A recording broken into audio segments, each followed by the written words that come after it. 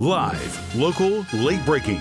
From the WHIO Broadcast Center in Dayton, this is News Center 7. He was accused of repeatedly sexually abusing one of his underage high school students. And today, he decides to plead guilty to dozens of charges. Good evening. I'm Cheryl McHenry. And I'm Gabrielle Enright. James Brown is off. Now, Eric Fricksons changed his plea in court this afternoon. News Center 7's Mike Campbell was the only reporter there and joins us now live. Mike? Well, Cheryl, Eric Fricksons was arrested by Fairborn Police in 2022 and eventually resigned his position as junior ROTC director after being put in handcuffs. Now, he has appeared in this courthouse many times before, at one point even entering a not guilty by reason of insanity plea. But this afternoon, prosecutors say he finally admitted to what was obvious to them all along. This is absolutely unacceptable behavior. Greene County Prosecutor David Hayes told me this case got under his skin because Fricksons abused his position of authority to commit his crimes.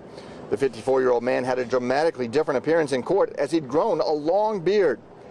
Fairborn Police began their investigation in 2022 after being alerted to possible abuse by Fricksons, who worked in this building while serving as Fairborn's junior ROTC director. Police gathered enough evidence to serve a search warrant at Fricksons' home.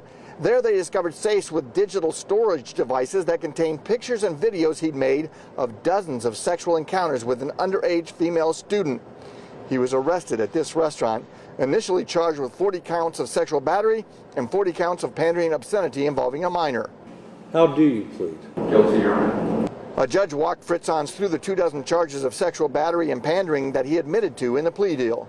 How do you plead? Guilty, Your Honor. There's no argument that this was a momentary lapse in judgment. This was clearly something that he knew precisely what he was doing.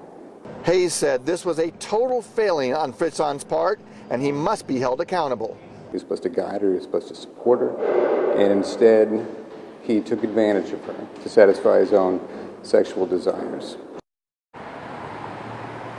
Back live here, the judge said that if he gave the maximum to Fricksons just for the counts he pleaded guilty to, it could add up to 322 years behind bars. But because of the plea agreement reached out before today's hearing, the prosecution is asking the judge to sentence him to 20 years behind bars.